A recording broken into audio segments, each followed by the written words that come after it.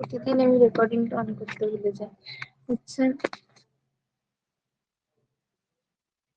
Start করছি, ঠিক আছে? কালকে ডায়রিয়ার যে ওআরএস এর যে ডোজ গুলো বলেছিলাম, সবাই পড়েছো তো?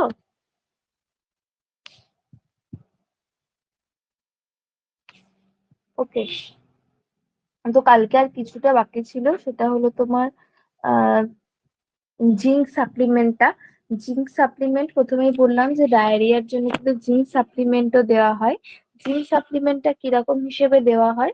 জিঙ্ক সাপ্লিমেন্টটা তোমার কি করে, ওআরএস এর, যদি ওআরএস এর সঙ্গে দেয়া হয় তাহলে সেটা কি করে, ডায়রিয়ার ডিউরেশন এবং সেভিরিটিটাকে ডিক্রিজ করে। ঠিক আছে? এটা ডায়রিয়াটাকে পার্সিস্টেন্ট ডায়রিয়ার রিস্কটাকে কমায়। ঠিক আছে? এটা কতদিন দেয়া হয়? 14 days এর জন্য দেয়া হয় 20 mg করে। 20 mg এলিমেন্টাল জিঙ্ক দেয়া হয় ফর 14 days, জিঙ্ক সাপ্লিমেন্ট যেটা আছে। ঠিক আছে? আর হচ্ছে তোমার নর্মাল ডেইলি ফ্লুইড রিকোয়ারমেন্ট কতটা কতটা কতটা 10 কেজি যদি ওয়েট হয় তাহলে তার ফ্লুইড রিকোয়ারমেন্ট হবে প্রতিদিন 100 ml/kg, যদি 10 কেজি ওয়েট হয়। যদি 10 to 20 কেজি ওয়েট হয় তাহলে হবে হচ্ছে 50 ml/kg।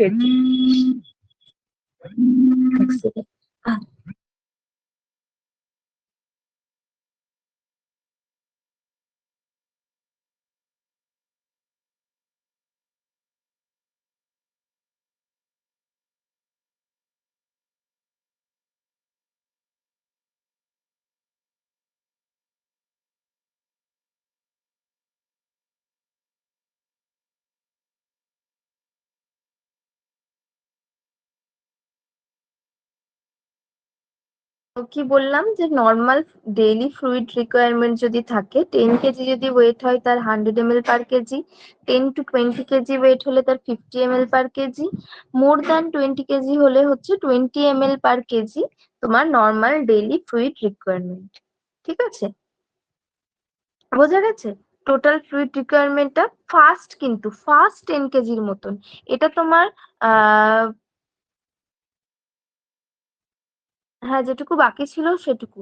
হ্যাঁ, পার ডে, মানে এটা কিন্তু ওই তোমার বার্নের যেরকম ক্যালকুলেশন করতাম সেরকম। ধরো কোনো বাচ্চার 15 কেজি ওজন, যার কাছে পিয়ার যাদব আছে খোলো, দেখো বুঝতে পারবে। কোনো বাচ্চার ধরো 15 কেজি ওজন, তাহলে তার ফ্লুইড রিক্রুটমেন্টের তোমার ক্যালকুলেশনটা কেমন হবে? ফার্স্ট 10 কেজির জন্য আমরা ধরবো, 10 কেজি মানে আমরা কি দেখলাম, 100 ml/kg। ফার্স্ট 10 কেজির জন্য আমরা কিন্তু 10 into 100 করব। আর তাহলে আমার 5 কেজি বাকি থাকছে, নেক্সট 5 কেজির জন্য আমরা করব 5 into 50। তাহলে টোটাল কত হলো? ওদিকে 1000 আর এদিকে 250, টোটাল হলো তোমার 1250। এরকম ধরো যদি 25 কেজি হয় তাহলে কি হবে, ফার্স্ট 10 কেজির জন্য 10 into 100, দেন সেকেন্ড 20 কেজি, সেকেন্ড 15 কেজির জন্য 15 into 50। বোঝা গেল কি বলতে চাইলাম? ফ্লুইড ক্যালকুলেশনটা এটা কিন্তু ঠিক পার্কল্যান্ড ফর্মুলার মতন, পার্কল্যান্ড ফর্মুলা যেভাবে আমরা ইউজ করতাম সেম ঠিক সেরকম। বুঝতে পারছো?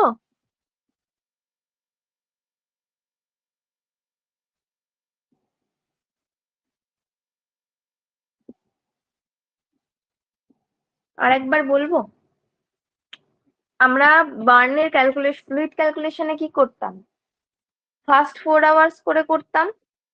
সেম এখানেও সেটা, এখানে হচ্ছে 10 কেজি করে করব। ফার্স্ট 10 কেজি, ধরো একটা বাচ্চার ওয়েট 12 কেজি, তাহলে ফার্স্ট 10 কেজি, 10 + 2, ফার্স্ট 10 কেজিতে আসবো।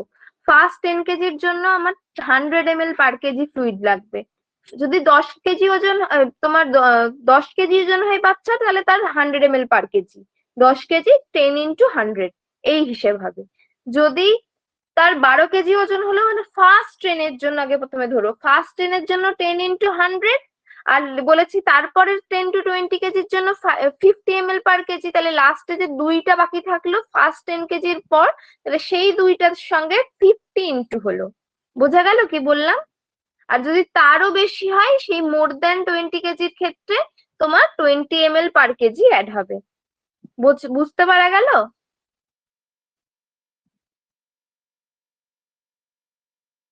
বুঝতে পারা গেল ব্যাপারটা? ঠিক আছে, বাকিটা হয়ে গেছিল। এবার ডিসেন্ট্রিটা, ডিসেন্ট্রিটা কালকে বলেছিলাম ডায়রিয়ার মধ্যে ডায়রিয়াল ডিসেন্ট্রি যেটা ছিল সেমই, যে ওই প্লাসেন্টা বলছি, passage of blood mucus pass loose টুলের সঙ্গে যখন বেরোবে, সে উইথ ক্যাম্পি অ্যাবডোমিনাল পেন, তারপরে তোমার টেনেসমাস, টেনেসমাস হচ্ছে স্টুল পাস হওয়ার মতন আর্জ আসবে কিন্তু স্টুল পাস হতে চাইবে না, দ্যাট ইজ টেনেসমাস। এই টাইপের ব্যাপার হলে সেটাকে আমরা ডিসেন্ট্রি বলি। ডিসেন্ট্রি মেনলি টু ফর্মসে হয়, একটা ব্যাসিলারি ডিসেন্ট্রি বা ব্যাকটেরিয়াল ডিসেন্ট্রি, একটা প্রোটোজোয়াল ডিসেন্ট্রি। এটাতে সেরকম আর কিছু এখান থেকে কোয়েশ্চেন আসার মতন নেই, এখানে আর কিছু জানতে হবে না। ওই একই তোমার যারা মানে ব্যাকটেরিয়া গুলো অ্যাটাক করে, এখানের ক্ষেত্রে ওই অ্যাম্পিসিলিন, কট্রিমক্সাজোল, সিপ্রোফ্লক্সাসিন এগুলোই ইউজ করা হয়, ওআরএস দেওয়া হয়। তোমার যাদের প্রচুর ভমিটিং টেন্ডেন্সি তোমার নেই, তাদেরকে ওআরএস টোআরএস দেয়া হয়। ঠিক আছে, এই সমস্ত একই জিনিস, একই রকম ব্যাপার হবে। ডিসেন্ট্রি আগের দিন বলেছিলাম। 22 কেজি হলে কি হবে, 22 কেজি হলে ফার্স্ট 10 কেজির জন্য তুমি 10 × 100 করলে, দেন আমি বলেছিলাম দেন সেকেন্ড 10 to 20 কেজি। ঠিক আছে, 10 to 20 কেজির জন্য তুমি কি করবে, 10 to 20 কেজির জন্য আমার এক্সট্রা কত হচ্ছে, এক্সট্রা হচ্ছে তোমার এদিকে 22 কেজি, এক্সট্রা হচ্ছে তোমার 10, 22 হলে আমাকে এটা আবার ভাগ করতে হবে 10 যোগ 10 যোগ 2, 10 × 10 হচ্ছে তোমার 1000, দেন 10 × 50 হচ্ছে তোমার 500, 1500, আর এদিকে আমার আর বাকি থাকছে 2, 2 × 20 হচ্ছে তোমার 40। এই সব কটা যোগ করে যেটা হবে সেটাই। বোঝা গেল? বুঝতে পারলাম ফ্লুইড ক্যালকুলেশনটা?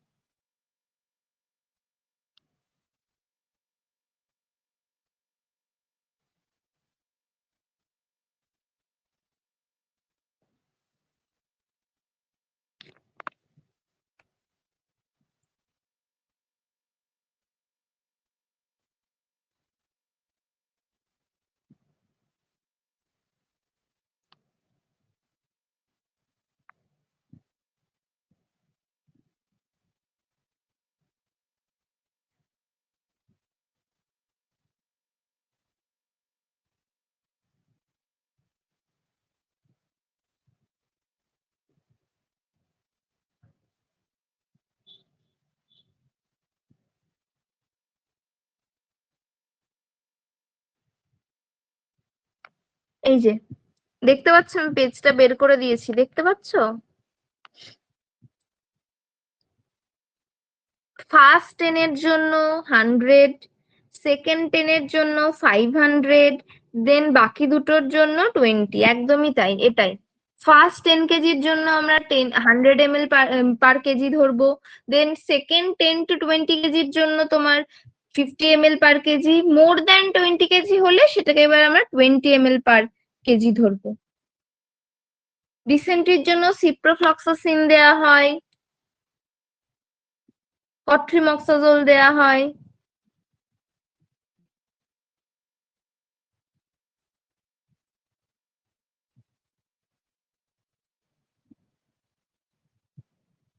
এর সঙ্গে ওআরএস ও দেয়া হয়। নর্মাল যেরকম তোমার ম্যানেজমেন্ট হয় ডায়রিয়ার ক্ষেত্রে সেম ম্যানেজমেন্ট হবে। এবার যদি তোমার ব্লাডি যেহেতু হচ্ছে, সেক্ষেত্রে তোমাকে বিভিন্ন রকম টেস্ট গুলো যেগুলো আছে সেগুলো করাতে হবে। করানোর পর যদি ব্লাড ট্রান্সফিউশন করাতে হয় সেটা করাতে হতে পারে, অ্যান্টি মোটিলিটি ড্রাগ দিতে হতে পারে তোমার মোশন ফ্রিকোয়েন্সি অফ মোশনটাকে কমানোর জন্য। ঠিক আছে,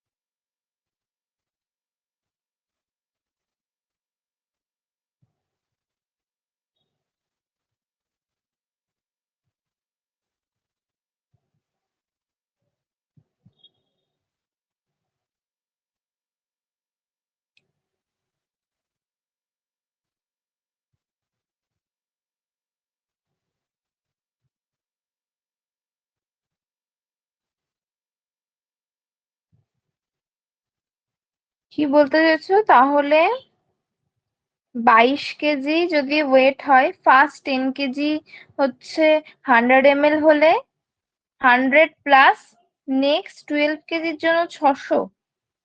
নেক্সট 12 কেজির জন্য 600 কি করে হচ্ছে? 600 হচ্ছে নেক্সট 12 কেজির জন্য 100, আর তোমার 10 বাকি থাকছে এদিকে 10 ইন্টু 50, 500। তাহলে 1000 প্লাস 500 হচ্ছে 1500। ঠিক আছে, আর হচ্ছে তোমার 2 বাকি থাকছে, 2 ইন্টু 20 মানে হচ্ছে 40, তাহলে 1540। বোঝা গেল?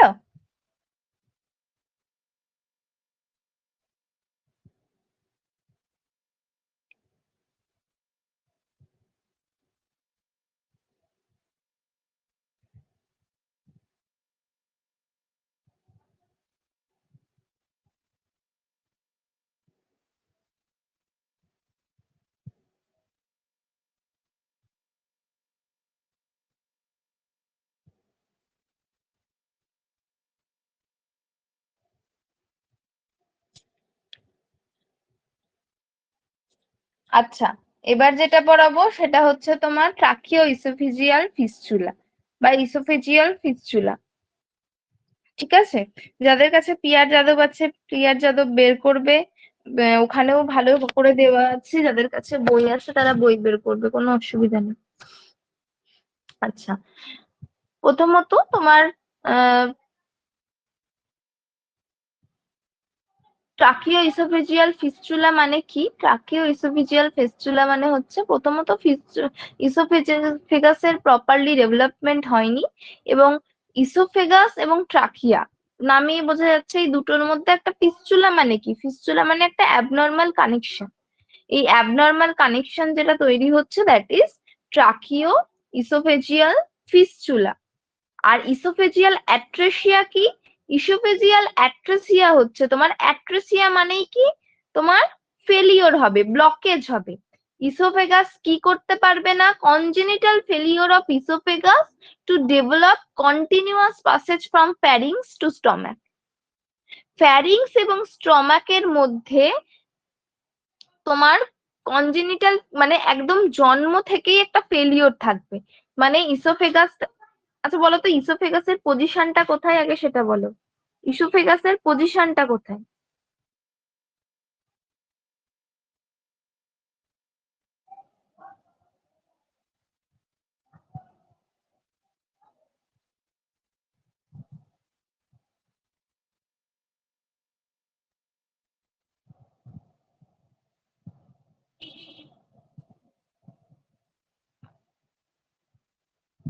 বলো ইসোফেজিয়াসের তোমার পজিশনটা কোথায়?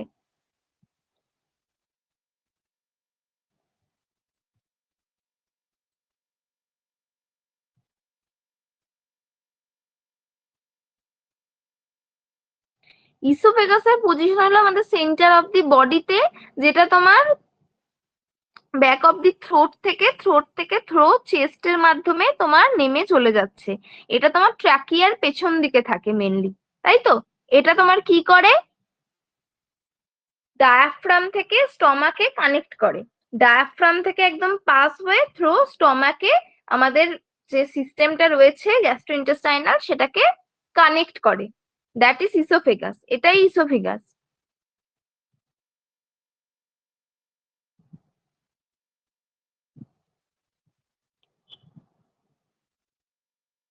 হ্যাঁ, food pipe, actually food pipe. হ্যাঁ, behind the trachea, centre of the body. আচ্ছা, ইসোফেগিয়াস অ্যাট্রেসিয়াতে কি করছে? ইসোফেগিয়াস অ্যাট্রেসিয়াতে কি হচ্ছে? তোমার কনজেনিটাল ফেলিওর অফ ইসোফেগাস, যেটা কি করতে দিচ্ছে না? কন্টিনিউয়াস পাসেজ, মানে যে এই খাবারটা খাচ্ছে সেটা কি করতে দিচ্ছে না? ফ্যারিংস থেকে স্টমাকে পাস করতে দিচ্ছে না, ওই জায়গাটায় একটা ব্লকেট তৈরি করে রেখে দিয়েছে। ঠিক আছে, ইসোফেগিয়াল অ্যাট্রেসিয়া হচ্ছে failure of oesophagus to form a continuous passage from pharynx to the stomach during the embryonic development। তাহলে কি from the gestational age or embryonic development থেকেই এই ইসোফেজিয়াল অ্যাট্রেসিয়াটা দেখা যায়। এটা হচ্ছে আমাদের ট্রাকিও ইসোফেজিয়াল ফিস্চুলা, বা যেটা বললাম যে abnormal connection between oesophagus trachea, খাবার খাচ্ছে সবই ট্রাকিয়ার মধ্যে চলে যাচ্ছে, ফলে ওর রেসপিরেশনে তখন প্রবলেম হয়ে যেতে পারে। তো এই পুরোটাই তোমার সম্পর্কযুক্ত, ঠিক আছে। এগুলো সাধারণত কাদের ক্ষেত্রে দেখা যায়? পলিহাইড্রামনিয়াসের ক্ষেত্রে, তারপরে তোমার লো বার্থ ওয়েট বেবির ক্ষেত্রে, প্রিম্যাচিওর বেবির ক্ষেত্রে এই সমস্ত জিনিসগুলো আমার দেখা গিয়ে থাকে। কখন হয় এটা? ডিউরিং 4th উইক অফ লাইফে, যখন তোমার এই গ্যাস্ট্রোইন্টেস্টাইনাল পার্টটা তৈরি হয়, তখন কি হয়, প্রিমিটিভ গার্ড, আমাদের একটা প্রিমিটিভ গার্ড থাকে, সেই গার্ড থেকে সেল অফ এন্ডোডার্মটা cell of during 4th week of life embryonic development, cell of endoderm from primitive gut, মানে প্রিমিটিভ গার্ড থেকে তোমার সেল অফ এন্ডোডার্মটা ফর্ম হওয়ার জন্য। আর একটা কি, গার্ডটা ডিফেক্টিভ সেপারেশন হয়। গার্ডটা যখন আমার এমব্রায়োনিক লাইফে রয়েছে, ট্রাকিয়ার সঙ্গে যে ডিফেক্টিভ মানে সেপারেশনটা ভালোভাবে হতে পারে না, এবং এর মাঝখানে সেলের অ্যাবনর্মাল গ্রোথ হয়ে যায়, সেক্ষেত্রে হতে পারে। এছাড়া অ্যানালেকটাল বিভিন্ন রকম ম্যালফরমেশনের জন্য হতে পারে, লিম্ব অ্যানোমালিসের জন্য হতে পারে, কোনো কার্ডিয়াক ডিফেক্টের জন্য হতে পারে, ঠিক আছে। মেইনলি এদের কি প্রবলেম হবে, ট্রাকিওইসোফেজিয়াল ফিস্টুলা থাকলে বাচ্চা সোয়ালো করতে পারবে না, প্রচুর সবসময় তোমার স্যালাইভা অ্যাকুমুলেট হবে, ফলে বাচ্চার অ্যাসপিরেশনের সম্ভাবনা থাকবে। বিভিন্ন রকম জেনেটিক ফ্যাক্টরের জন্য হতে পারে, স্টেরোজেনিক স্টিমিউলির জন্য হতে পারে, মাদার কোনো হয়তো মেডিসিন খেয়েছে টেরাটোজেনিসিটি, তারপরে তোমার ইন্ট্রাইউটেরাইন এনভায়রনমেন্টের জন্য হতে পারে। এগুলো সবকিছুর জন্যই তোমার ট্রাকিও ইসোফেজিয়াল ফিস্টুলা হতে পারে। এগুলো আলাদা করে পড়ার কোনো দরকার নেই, ঠিক আছে। মেন হচ্ছে এখানে যেটা তোমার টাইপস গুলো, টাইপস কটা আছে আমাদের? টাইপস আছে হচ্ছে তোমার টোটাল 5টা টাইপস হয়। যেখানে বুঝতে পারবে না বলবে, ঠিক আছে, এগুলো একটু ঘটমটো আছে তো। প্রথম টাইপসটা হচ্ছে তোমার মোস্ট কমন না, সেকেন্ড মোস্ট টাইপ বলি, যেটা হচ্ছে ইসোফেজিয়াল অ্যাট্রেসিয়া উইদাউট ফিস্টুলা। ছবিগুলো যদি দেখো অবশ্যই বুঝতে পারবে, ছবিগুলো লক্ষ্য করো। এটার ক্ষেত্রে কি হচ্ছে, টাইপ 1 এর ক্ষেত্রে হচ্ছে, এটা সেকেন্ড মোস্ট কমন টাইপ, প্রথমেই বললাম। এটার ক্ষেত্রে কিন্তু ইসোফেগাসের সঙ্গে ট্রাকিয়ার কোনো কানেকশন থাকে না। ইসোফেগাস এবং ট্রাকিয়া একটা ডিফারেন্ট পার্ট হয়েই থাকে, এবং আপার পার্ট অফ ইসোফেগাস মানে প্রক্সিমাল পার্ট যেটা, সেটার সঙ্গে লোয়ার পার্ট অফ ইসোফেগাস মানে ডিস্টাল পার্ট যেটা, সেটা ব্লাইন্ড থাকে, মানে কোনো কানেকশন থাকে না। দেখো দুটোর মাঝখানে কোনো কানেকশন নেই। ব্লাইন্ড মানে কি, ভোতা। দেখো দুটোর মাঝখানে কোনো কানেকশন নেই, এবং দুটো ঠিক মানে এটার থেকে এটাতে কিছুই পাস হবে না, পুরো ভোতা হয়ে থাকে দুদিকের পার্টটা, ঠিক আছে। That is oesophageal atresia without fistula, no fistula, কোনো ফিস্টুলা প্রেজেন্ট নেই। টাইপ 2 তে আমার কি হচ্ছে, oesophageal atresia with tracheo oesophageal fistula, আপারে, শুধুমাত্র আপারেরটা। এটা মোস্ট রেয়ার পার্ট, খুব কম দেখা যায়, 1% অফ কেসের ক্ষেত্রে দেখা যায়। এক্ষেত্রে কি হচ্ছে, আপার পার্ট অফ দি ইসোফেগাস মানে যেটা প্রক্সিমাল পার্ট বলছি, সেটা ওপেন হয় তোমার ট্রাকিয়ার সঙ্গে। ইসোফেগাসের যে ওপরের পার্টটা আগে সবটা আলাদা আলাদা ছিল, এই ক্ষেত্রে কি হচ্ছে, ওপরের প্রক্সিমাল পার্টটা অ্যাটাচ হচ্ছে ট্রাকিয়ার সঙ্গে, এবং কিন্তু ডিস্টাল পার্টটা কিন্তু তোমার ব্লাইন্ডই থেকে যাচ্ছে। দেখো আপার পার্টটা তোমার তোমার অ্যাড হয়েছে, কিন্তু লোয়ার পার্টটা ব্লাইন্ডই থেকে গেছে, বোঝা গেল? আচ্ছা, এবার কি হচ্ছে 3 নাম্বার, 3 নাম্বারটাই কি হচ্ছে, oesophageal atresia with tracheoesophageal fistula lower, মানে ডিস্টাল পার্টটা হচ্ছে। Most of the cases, most common type of case, এই 80 to 95% অফ কেসেস এর ক্ষেত্রেই এই টাইপ 3টা দেখা যায়। মোস্ট কমন টাইপ এটা, প্রক্সিমাল, বা আপার পার্টটা সবসময় ব্লাইন্ড থাকছে, আগের ক্ষেত্রে যেরকম লোয়ার পার্টটা ব্লাইন্ড থাকছিল এটার ক্ষেত্রে আপার পার্টটা ব্লাইন্ড থাকছে, এবং ডিস্টাল পার্টটা টাকিয়ার সঙ্গে ফিস্চুলা তৈরি করছে। দেখো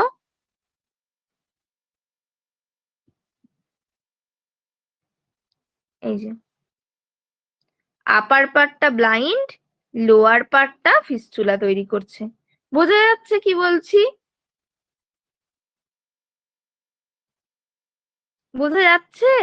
না বললে তো বুঝতে পারছি না, না বুঝতে পারলে বলো। আচ্ছা, এবার টাইপ 4টা আমার কি? টাইপ 4টা হচ্ছে oesophageal atresia with tracheo oesophageal fistula both upper and lower segment. মানে এক্ষেত্রে কি হচ্ছে, আপার এবং লোয়ার সেগমেন্ট দুটোতেই ফিস্চুলা তৈরি হচ্ছে ইসোফেগাসের সঙ্গে ট্রাকিয়ার। খুব লেস কমন, 1% ক্ষেত্রে দেখা যায়। দেখো এই জায়গাটা সেম,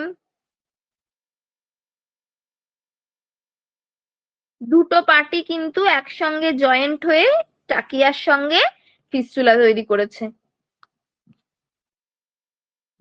আচ্ছা, এবার 4 নাম্বার টাইপ কি? H type. এটা খুব মনে রাখবে, এখান থেকে কোয়েশ্চেন আসে।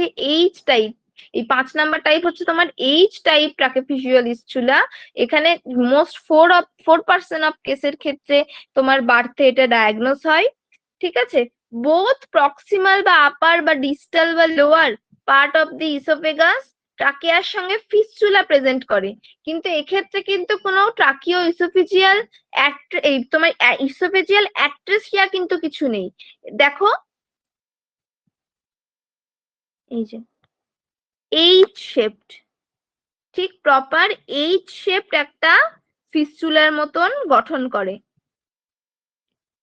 এখানে কিন্তু দেখো কোনো ইসোফেজিয়াল অ্যাট্রেসিয়া নেই। এটার ক্ষেত্রে যেরকম ইসোফেজিয়াল ব্লকেজ ছিল, এটার ক্ষেত্রে কিন্তু কোনো ইসোফেজিয়াল অ্যাট্রেসিয়া নেই, জাস্ট একটা এইচ শেপ একটা ফর্ম করেছে। বোঝা গেল? এটার ক্ষেত্রে কিন্তু মোস্ট অফ দি অ্যাসপিরেশনের চান্স, যেহেতু কোনো বাধা নেই, তোমার খাবার কোনো রকম বাধা পেয়ে আসছে না, ও সম্পূর্ণটাই তোমার কিছুটা ট্রাকিয়ায় ঢুকে যাচ্ছে, কিছুটা ইসোফেগাসে আসছে, সম্পূর্ণটাতেই গন্ডগোল সিস্টেম, ফলে এই পুরোটাতেই তোমার চান্স অফ অ্যাসপিরেশন খুব বেশি। টাইপ 5-এ যেটা এইচ টাইপ, সেটাতে চান্স অফ অ্যাসপিরেশন ইনক্রিজ হয়। বোঝা গেল?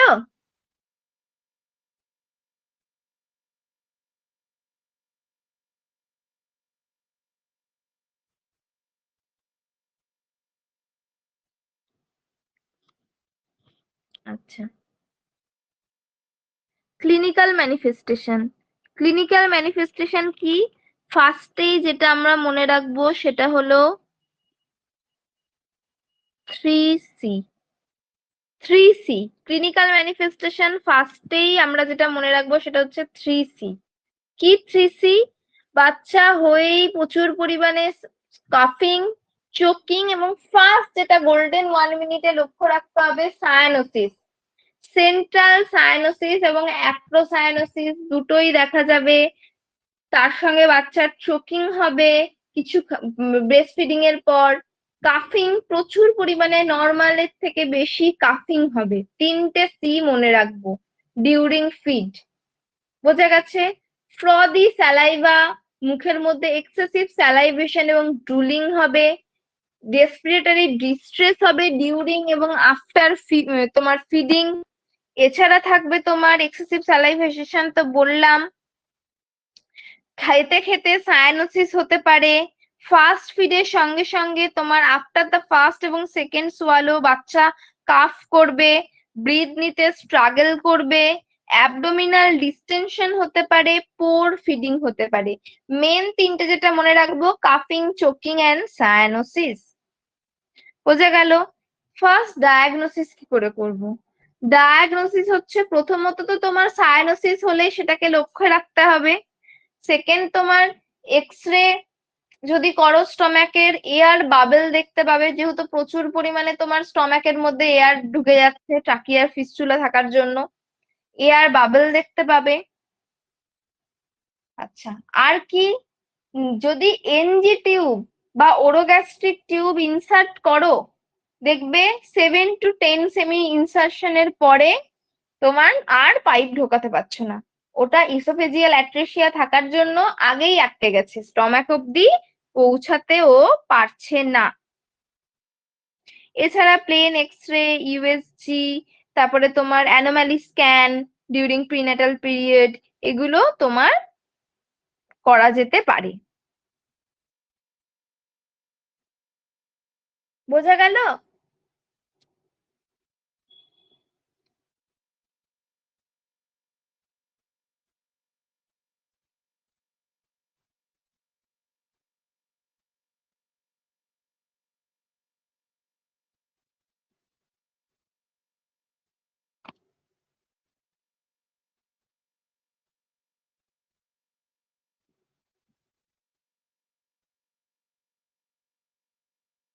ফোর্থ আর ফিফথ টাইপটা বলবো?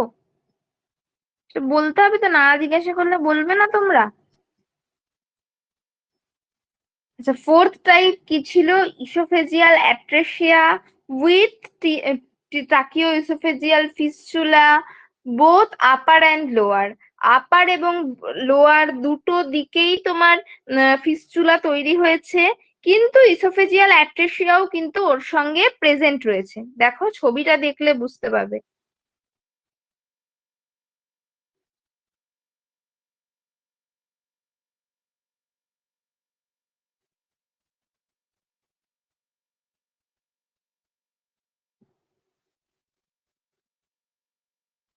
দেখো, বোথ আপার সেগমেন্ট লোয়ার সেগমেন্ট দুটোই ট্রাকিয়ার সঙ্গে ফিস্চুলা করেছে, কিন্তু এই যে এই পার্টটা ইসোফেজিয়াল অ্যাট্রেসিয়াই হয়ে রয়েছে। দ্যাট ইজ 4 নাম্বার টাইপ যেটা। আর 5 নাম্বার টাইপ কোনটা বললাম? যেটা দুটো পার্টই তোমার ট্রাকিয়ার সঙ্গে কানেক্ট হয়ে ফিস্চুলা করেছে, কিন্তু ইসোফেজিয়াল অ্যাট্রেসিয়া প্রেজেন্ট নেই। এই যে এই লাইনটাই যদি দেখো, এই জায়গাটায় কোনো ইসোফেজিয়াল ফিস্চুলা নেই, এই অ্যাট্রেসিয়া নেই, সোজা জিনিসটা নেমে আসছে। কোনো বাধা আছে? কোনো ফেলিওর হচ্ছে? কোনো ফেলিওর নেই। এ কি করছে, এই দুটো দিকই এমন ভাবে জয়েন করছে, ঠিক এইচ শেপ, একটা এইচ শেপ ফর্ম করছে।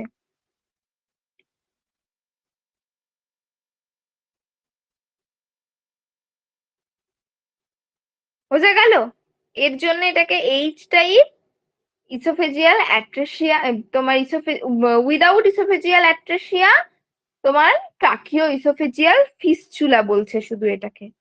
বোঝা যাচ্ছে কি বললাম? এটার ক্ষেত্রে যেহেতু এর কোনো বাধা পাচ্ছে না, সেই জন্য এর ক্ষেত্রে অ্যাসপিরেশনের পরিমাণটা আরো বেশি, চান্স অফ অ্যাসপিরেশন খুব বেশি। বুঝতে পারলে?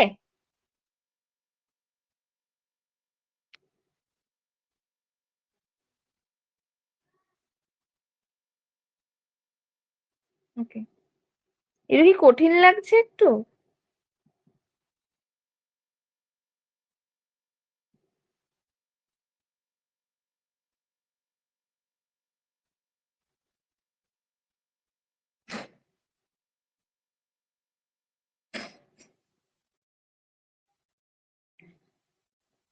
আচ্ছা, নর্মাল ম্যানেজমেন্ট, ঠিক আছে।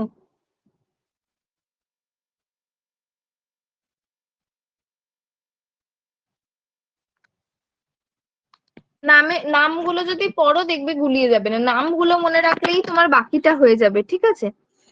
প্রথমত হচ্ছে ট্রাকিও ইসোফেজিয়াল ফিস্চুলার ক্ষেত্রে প্রথমেই যখন ডায়াগনোস হবে ও ট্রাকিও ইসোফেজিয়াল ফিস্চুলা আছে, ওকে ফিট করানো, নর্মাল ফিডিং বন্ধ করে দিতে হবে, ঠিক আছে।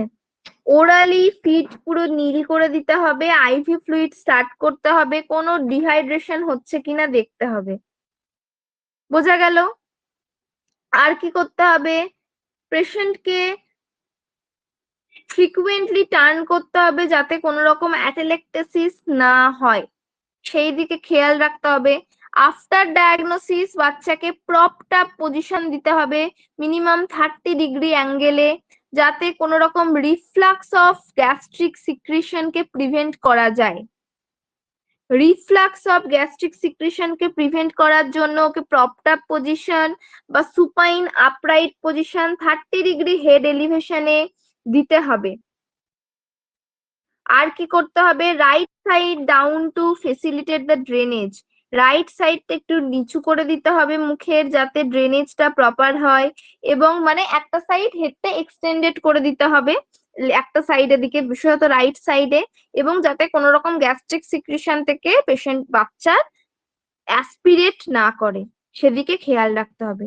এর সঙ্গে ওটু থেরাপি তো রয়েছেই, অবশ্যই নাথিং পার মাউথ করে তাকে ন্যাজোগ্যাস্ট্রিক টিউব ইনসার্ট করার চেষ্টা করতে হবে। ন্যাজোগ্যাস্ট্রিক টিউব বেশিরভাগ ক্ষেত্রেই বাচ্চা অ্যাসপিরেট করতে পারে, সেই জন্য তোমার ন্যাজোগ্যাস্ট্রিক টিউব করার সময় সাকশনিং তোমার ফ্রিকুয়েন্টলি করতে হবে যাতে কোনো রকম অ্যাসপিরেট না করে।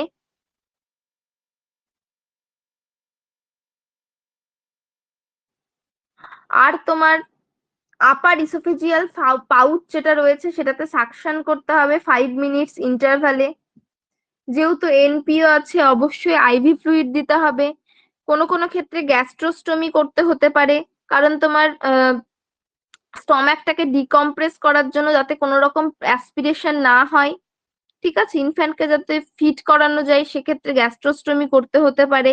এছাড়া তোমার ইনফেকশন প্রিভেনশনের জন্য এবং নিউট্রিশন রিকোয়ারমেন্টের জন্য ওরোগ্যাস্ট্রিক টিউব করা যেতে পারে। বোঝা গেছে? এগুলো করতে হবে। আচ্ছা, সার্জিক্যাল ম্যানেজমেন্টে যেটা মেন মনে রাখার মতন একটা হচ্ছে end to end anastomosis. One of the main point হচ্ছে এন্ড টু এন্ড অ্যানাস্টোমোসিস করা। মেনলি 2 টাইপ অফ সার্জারি হয়। একটা হচ্ছে তোমার গ্যাস্ট্রোস্টমি করতে পারো, সেকেন্ড হচ্ছে যদি সেরকম সেটাতেও না কিছু ডেভেলপ না হয়, সেক্ষেত্রে তোমাকে oesophageal end to end anastomosis করতেই হবে। এন্ড টু এন্ড অ্যানাস্টোমোসিস কি, ফিস্চুলার তোমার কাট মানে এক্সিশন করা, ফিস্চুলাকে কাট করতে হবে রাইট পোস্টেরিয়র থোরাকোটমি থেকে, এবং যেটা ইন্টেরোকস্টাল চেস্ট ড্রেনেজের মাধ্যমে তোমার মানে ইন্টারকস্টাল চেস্ট ড্রেনেজ তারপরে করে সেই পাস ফর্ম গুলোকে বের করে দিতে হবে। ঠিক আছে, এটা সাধারণত তোমার more than 2 KG body weight হলে এবং কোনো নিউমোনিয়া না থাকলে, বাচ্চা স্টেবল থাকলে এই জিনিসটা করা হয়। এছাড়া তোমার যেটা বললাম গ্যাস্ট্রোস্টমি করা যেতে পারে, তারপর ইসোফেজিয়াল অ্যানাস্টোমোসিস করা যেতে পারে, এমনকি তোমার 1 ইয়ার এজের পর কোলোনিক ট্রান্সপ্ল্যান্টও কোনো কোনো ক্ষেত্রে করা হতে পারে। এগুলো নির্ভর করবে পুরোটাই বাচ্চার স্টেবিলিটি, নিউমোনিয়া রয়েছে কিনা, কনজেনিটাল আদার কোনো অ্যাসোসিয়েটেড কিছু রয়েছে কিনা এগুলোর ওপর। এছাড়াও তোমার সার্ভাইকাল এনজিওস্টমি করা হয়, সার্ভাইকাল কি বলে ইসোফেজিওপ্লাস্টি করা হয়, সার্ভাইকাল, তারপরে ইসোফ্যাজিও গ্যাস্ট্রোপ্লাস্টি করা হয়। এগুলো সবকিছুই কিন্তু করা হয়। মেইনলি যেটা বললাম 2 টাইপস অফ সার্জারি রয়েছে।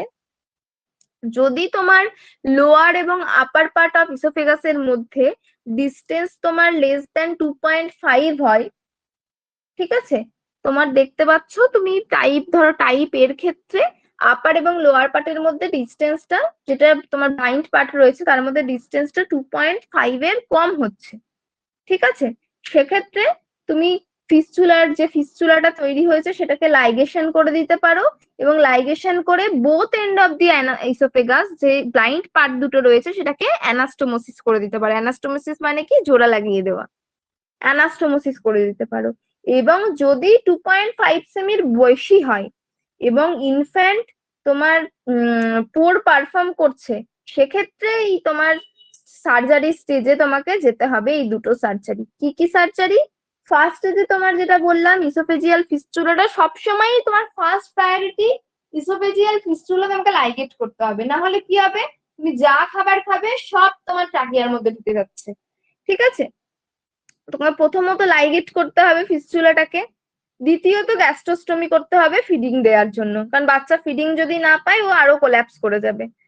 ফিডিং গ্যাস্ট্রোস্টমি জিনিসটা কি, গ্যাস্ট্রিক ফিস্চুলা একটা সার্জারি, অ্যাবডোমিনাল ওয়ালে পেটের মধ্যে দেখবে একটা এরকম গোল পটি মতন দেয়া থাকে, অনেক বাচ্চা দেখবে, এখন তো ইনস্টাগ্রামে এসে খুব কমন তোমার দেখতে পাবে এরকম পেটের মধ্যে একটা এরকম চেম্বার টাইপের করানো থাকে। ঠিক আছে, বাইরে থেকে দেখা যায়। তো দ্যাট ইজ গ্যাস্ট্রোস্টমি। এটাকে করে মেনলি ফুডটাকে, যাতে ফুডটা স্টমাকে পৌঁছায় সেটার ব্যবস্থা করা হয়। যেটা বললাম আগেই, গ্যাস্ট্রোস্টমি কেন কেন করা হবে।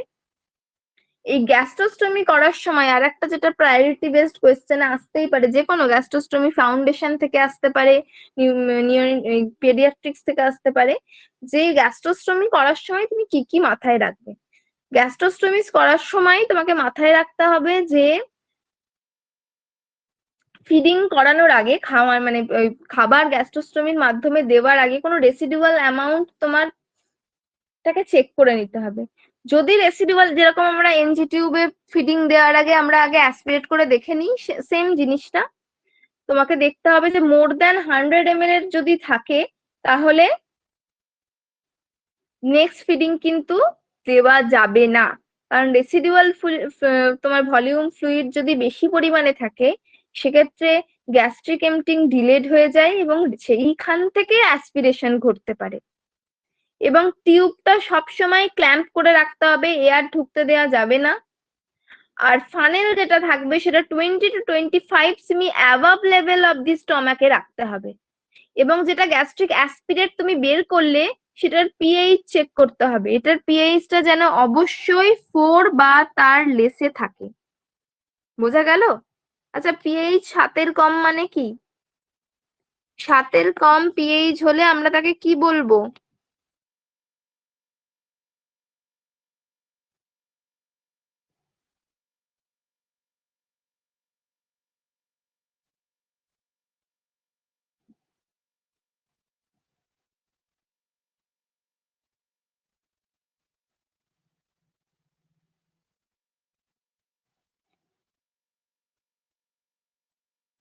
হুম, তাহলে বুঝতে পেরেছো তো কেন থাকবে তাহলে 4 আর লেসে, তার নিচে থাকতে হবে গ্যাস্ট্রিক অ্যাসপিরেটটা। আর কি, ফিডিং যখনই দেবে তখনই সেটা যেন তোমার লিউকওয়ার্ম ওয়াটারে ফিডটা থাকে, লিউকওয়ার্ম ওয়াটারের সঙ্গে। এবং ফিডিং এর পর লাস্টে স্মল অ্যামাউন্ট অফ ওয়াটার দিয়ে তারপরেই টিউবের মুখটাকে ক্ল্যাম্প করতে হবে। এবং সেকেন্ড স্টেজে যেটা বললাম, যদি ফার্স্ট স্টেজে কাজ না দেয়, সেক্ষেত্রে ইসোফেজিয়াল অ্যানাস্টোমোসিস করতেই হবে।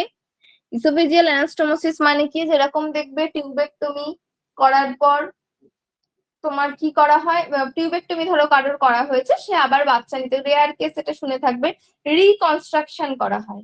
টিউবেক্টমির ক্ষেত্রে রিকনস্ট্রাকশন করা হয়, সেম ইসোফেজিয়াসের ক্ষেত্রেও তোমার রিকনস্ট্রাকশন করে একটা কোলনের একটা সেগমেন্ট থেকে তোমার 18 মান্থ বাচ্চার বয়স হয়ে গেলে সেই দুটো ইসোফেজিয়াসটাকে জোড়া লাগানো হয়।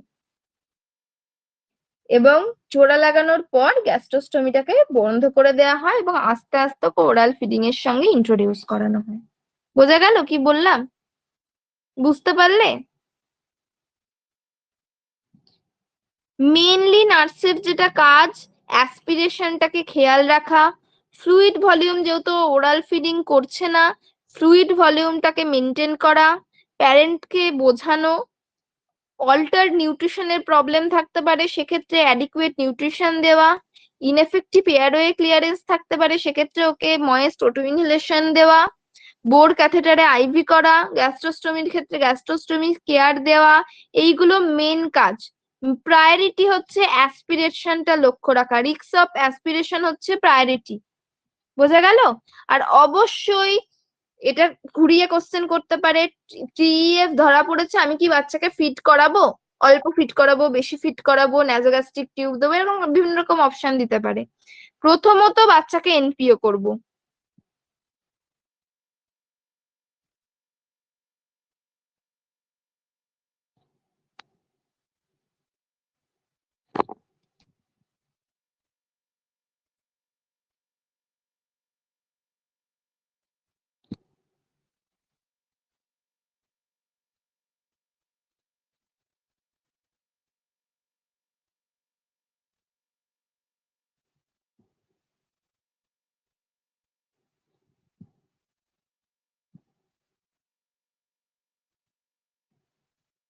নেজাল ক্যানুলা, তাই না?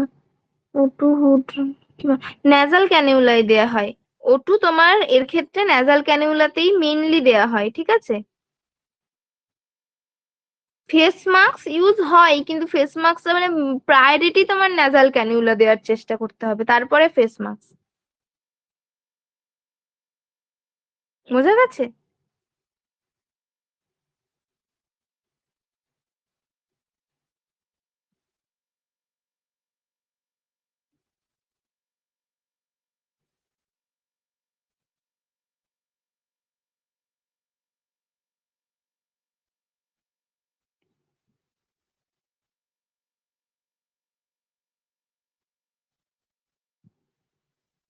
হুম,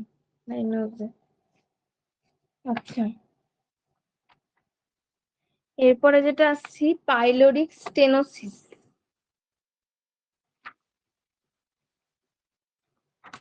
কিছুটা আজকে পাইলোরিক স্টেনোসিসটা বলবো।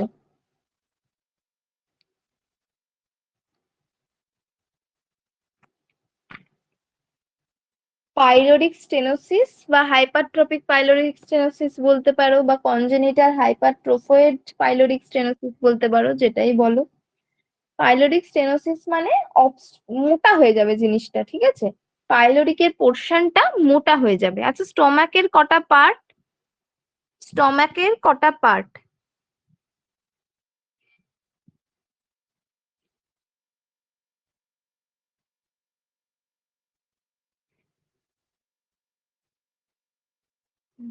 মেইন 4টি পার্ট। বডি, ফান্ডাস, 3টে পার্ট মেইনলি, বডি, ফান্ডাস আর পাইলোরাস। এছাড়াও তোমার থাকে হচ্ছে ফার্স্টে কার্ডিয়া, একদম ফার্স্টের যে জোনটা সেটাকে বলা হয় কার্ডিয়া। দেন আসে ফান্ডাস, দেন আসে বডি বা কার্পাস, দেন আসে অ্যান্ট্রাম, দেন আসে পাইলোরাস। হ্যাঁ, বডি, ফান্ডাস, পাইলোরি, মেন 3টে। এক্সট্রা হচ্ছে ফার্স্ট, একদম ফার্স্ট যেটাকে সেটাকে আমরা কার্ডিয়া বলি। আর বডি আর পাইলোরাসের মাঝখানে যদি বিচার করো সেই জায়গাটাকে আমরা অ্যান্ট্রাম বলি, ঠিক আছে। এই পাইলোরিক স্টেনোসিসের ক্ষেত্রে কি হয়, আমার এই পাইলোরাস পার্টটা মোটা হয়ে যায়, ফলে অবস্ট্রাকশন সৃষ্টি হয়। Narrowing and obstruction of the lower portion of the stomach, মানে কি pylorus, due to hypertrophy of pyloric circular muscle of stomach.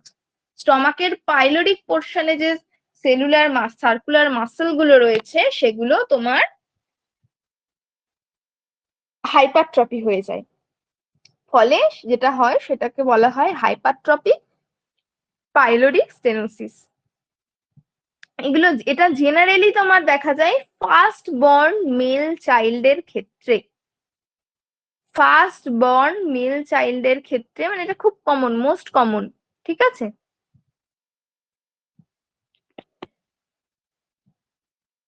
এবার তোমার ওইটা ন্যারোয়িং এর হয়ে যাওয়ার ফলে আমার কি হচ্ছে, পার্শিয়ালি আমরা দেখে কি মনে করবো, ন্যারোয়িং হয়ে যাওয়ার ফলে আমার ওই পার্টটাই টোটাল বা পার্শিয়াল অবস্ট্রাকশন হচ্ছে, খাবার কিন্তু যেতে পারছে না, পাস হতে পারছে না।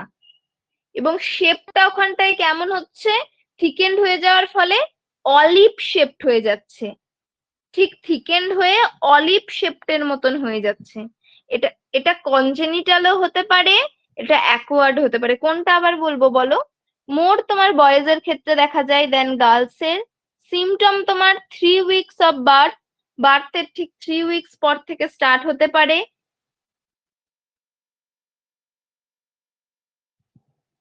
কোনটার একবার বলবো? এবং সেই সময় থেকেই তোমার বাচ্চা কিন্তু ভমিট স্টার্ট করবে, ভমিটিং বাচ্চার আস্তে আস্তে স্টার্ট হবে ঠিক সেই সময় থেকেই। ওটা ডেফিনেশন হচ্ছে narrowing or obstruction of lower portion of the stomach which is called pylorus due to hypertrophy of pyloric circular muscle of stomach. Hypertrophy and progressive and marked overgrowth হয়। Hypertrophy and marked and progressive overgrowth or enlargement of circular muscle of pylorus of stomach. যেটা olive shaped হয়ে যায়। This is called pyloric stenosis বা hypertrophic pyloric stenosis. আচ্ছা, এর aetiology কি? Exact কোনো aetiology সেরকম নেই, মেইনলি কিছু কিছু ইটিওলজি আছে তোমার ম্যাটারনাল স্ট্রেস লাস্ট ট্রাইমেস্টারে, এলিভেটেড প্রোস্টাগ্ল্যান্ডিন লেভেল, তারপরে তোমার immature pyloric ganglion cell, abnormal muscle innervation, ঠিক আছে, এইগুলোর ক্ষেত্রে তোমার, তাছাড়া কিছু নিউরন তোমার অ্যাগ্রাংলিওনিক নিউরনিক প্রবলেম, এইগুলোর ক্ষেত্রে তোমার কিছু কিছু দেখা যায়, মেইনলি এটা সেরকম কোনো ইটিওলজি নেই। আচ্ছা, ক্লিনিক্যাল ম্যানিফেস্টেশনের মধ্যে কি মেন যেটা projectile non bilious vomiting, projectile non bilious vomiting, most important point, projectile non bilious vomiting, খুব ইম্পর্টেন্ট এই কথাটা, মানে একদম এটা যদি থাকে ধরে নিতে হবে এটা pyloric stenosis. 3 week to 4 week age থেকে তোমার শুরু হবে, 12 উইক পর্যন্ত দেখা যেতে পারে এই মানে এই সমস্ত সাইন এন্ড সিমটমস গুলো। রিগার্গিটেশন দেখা যেতে পারে মাঝে মাঝে, গ্র্যাজুয়ালি তোমার আস্তে আস্তে ভমিটিং এর টেন্ডেন্সি বলো ফ্রিকুয়েন্সি বলো এগুলো আস্তে আস্তে বাড়বে, ফোর্সফুলি ভমিটিং হবে, যেটাকে বললাম projectile non bilious vomiting, forcefully হবে ফিডিং এর 30 মিনিটের মধ্যেই। বোঝা গেল? ভমিটিং এর মধ্যে মিল্ক প্লাস গ্যাস্ট্রিক জুস দুটোই থাকবে, ব্লাড স্টেন্ড হতে পারে, এবং coffee ground colour, coffee ground in colour, এই দুটো পয়েন্ট মনে রাখতে হবে, projectile non bilious vomiting, coffee ground in colour, and forcefully vomiting within 30 minutes of feeding.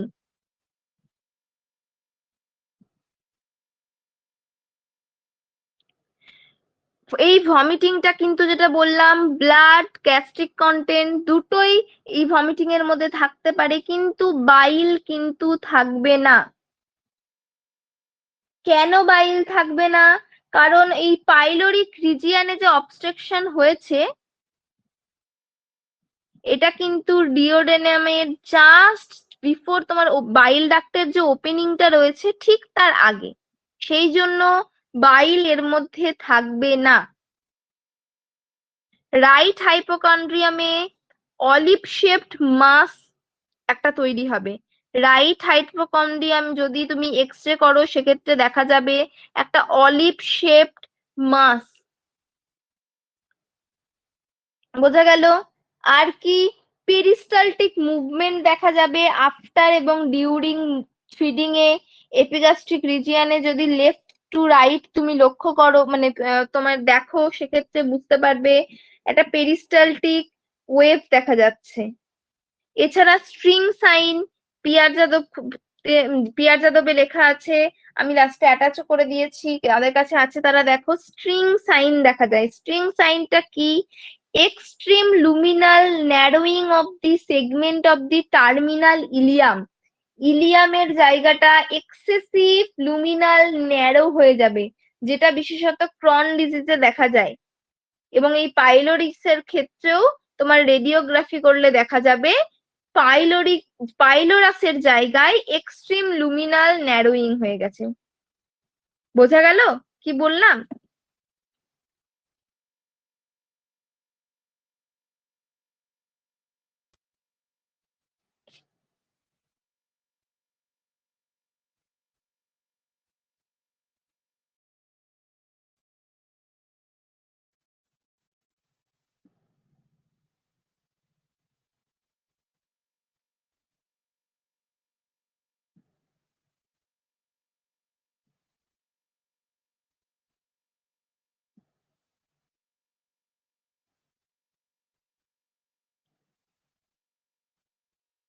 Projectile, projectile vomiting এর প্রজেক্টাইল মানে হচ্ছে তোমার ফোর্সফুলি এক্সপালশন, মানে একদম ফোর্সফুলি যে এক্সপালশন হয় সেটাকে বলা হয় প্রজেক্টাইল।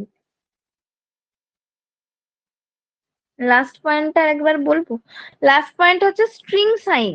স্ট্রিং সাইন বলতে বললাম, যেরকম তোমার ক্রন ডিজিজের ক্ষেত্রে ইলিয়ামটা তোমার এক্সট্রিম লুমিনাল ন্যারোয়িং দেখা যাচ্ছে, সেম পাইলোরিক স্টেনোসিসের ক্ষেত্রে এই পাইলোরাসে এক্সট্রিম লুমিনাল ন্যারোয়িং দেখা যায়, এটাকে বলা হয় স্ট্রিং সাইন, যেটা রেডিওগ্রাফি করলে দেখা যাবে। এছাড়া তোমার বাচ্চা প্রচুর খিদে, তোমার হাংরি থাকবে, কনস্টিপেশন হয়ে যেতে পারে, গ্রিনি স্টুল হতে পারে, ঠিক আছে। আর তাছাড়া তোমার এপিগাস্ট্রিক ফুলনেস থাকবে, ভিজিবল পেরিস্টালসিস যেটা থাকবে বললাম আপার অ্যাবডোমেনে, লেফট টু রাইট তোমার দেখা যাবে, অলিভ শেপড মাস থাকবে তোমার রাইট হাইপোকন্ড্রিয়ামে, ঠিক আছে।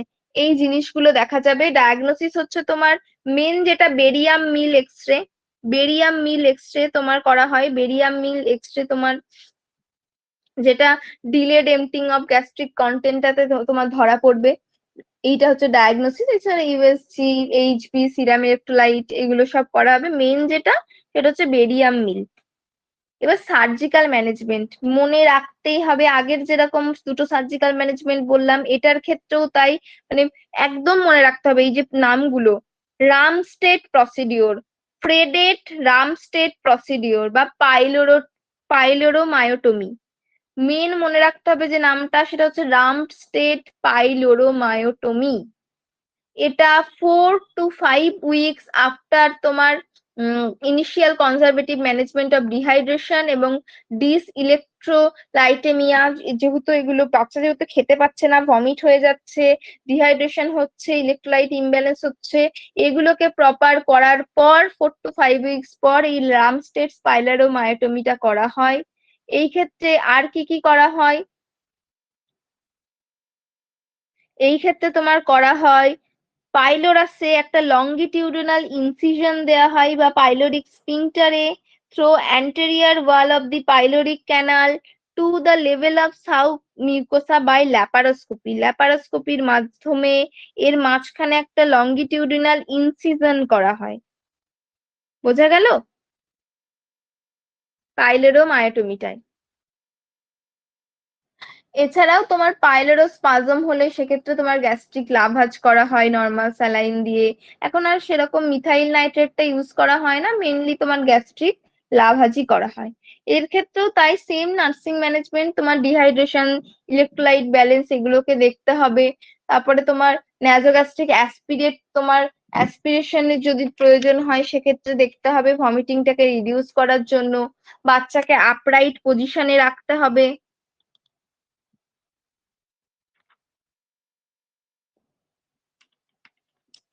তোমার স্লাইটলি রাইট সাইডে করে, হসপিটাল অ্যাকোয়ার্ড কোনো ইনফেকশন যাতে না হয় সেদিকে নজর রাখতে হবে। এই জিনিসগুলোই জাস্ট মাথায় রাখবে। বোঝা গেল? আর অবশ্যই তোমার সার্জারির 8 to 12 আওয়ার্স পরে আস্তে আস্তে ফিডিং স্টার্ট করতে হবে। প্রথমে small frequent of free express breast milk দিতে হবে এবং আস্তে আস্তে 1-2 স্পুন এরকম বাড়িয়ে বাড়িয়ে ওকে আউট অফ অ্যানাস্থেসিয়া যখন বাচ্চা আসবে আস্তে আস্তে ওকে হেড এলিভেশন করে আস্তে আস্তে খাওয়াতে হয়। বোঝা গেল কি বললাম?